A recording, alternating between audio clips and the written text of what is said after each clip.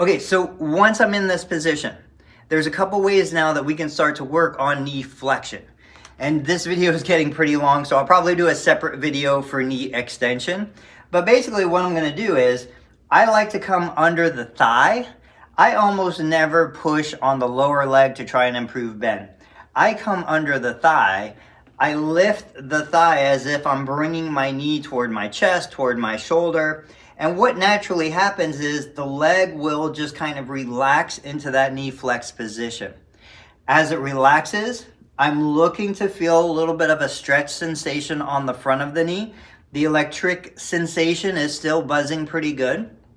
Once I get to a level where I feel the stretch, I feel a little pull, I don't feel pinching in the back of the knee. If you feel pinching in the back of the knee, one way you can relieve that is to put your thumbs behind the knee in this position, behind the upper calf muscle. And what you would do is you would push the shin bone forward to try and relieve some of that pinching sensation. It's a weird combination of you're trying to bend the knee, but at the same time you're trying to press the tibial head forward just to take away some pinching that might be happening behind the knee. You know, a Baker's cyst is real common behind the knee.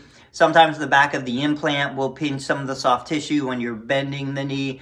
There's lots of reasons why you might feel sensation in the back that's not particularly comfortable. But the goal is we want to feel a pull, a stretch, a tightness across the front. As this continues to do its job, you're probably going to start to notice that you don't feel the electricity as much. That's totally normal within the first 2 to 3 minutes. So then what I'm going to do is I'm going to turn it up just a little more. So right now I'm at about 4.5. Then I'll do the same thing on the other one. I'll go ahead and close that. I'll come under. I can either use my forearm for a little better leverage. I can use my hands again. And I'm just gonna continue to kind of pull the thigh up to my body, allowing the foot and the lower leg to just relax. If you've been in physical therapy, you've heard your therapist say, relax, relax, relax, probably 100,000 times. That's the hardest part. Like if somebody performed surgery on my knee, my body would not want to relax, and I understand that. So the hardest thing is to try and get it to relax. Now, if you've got more than 90 degrees of flexion, I'm gonna show you a little trick. If you were doing this on the side of a bed, so your non-surgical leg might be on the floor, your surgical leg is up on the bed. One of my favorite ways, once I've got somebody beyond 90 degrees and they're willing to do it on the bed, is I would have you flip over. So in this position, my hips are forward. I'm nowhere near my end range of motion at 90 degrees. But as I start to lean back into it, I can start to apply that pressure at the end range of motion. Now from here, what you can do is once you get to about an intensity level of a 6 out of 10. So 0 is I feel no discomfort. A 6 is I'm aware of the discomfort, but it's not stopping me. I could probably go further. Once I get to that level, what I'm gonna do is I'm gonna push my feet down. Now what happens is by pushing my feet down, I'm tightening the quadricep. I'm taking some of the extension, some of the flexion away. I'm moving toward extension. But then when I relax, I can usually sit back a little further. And then from here, I would push down again. My thigh is tight. The top of my foot is pushing down into the mattress. I relax and I sit back into it. Typically when you're doing an exercise like this, you're gonna push for 5 to 7 seconds. You're gonna relax for 5 to 7 seconds. You're gonna repeat it 10 times. This is something that you could do multiple times while you're using the TENS unit. And again, I use the TENS unit for about 15 minutes at a time.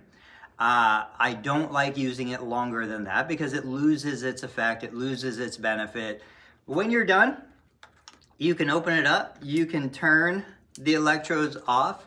If you think you're gonna have a second session 15 minutes later, just leave everything attached. If you're not, you always wanna be sure to keep your little plastic because you're gonna put these electrodes back on the plastic holder That's going to help maintain some of the stickiness so you don't have to buy new electrodes as often.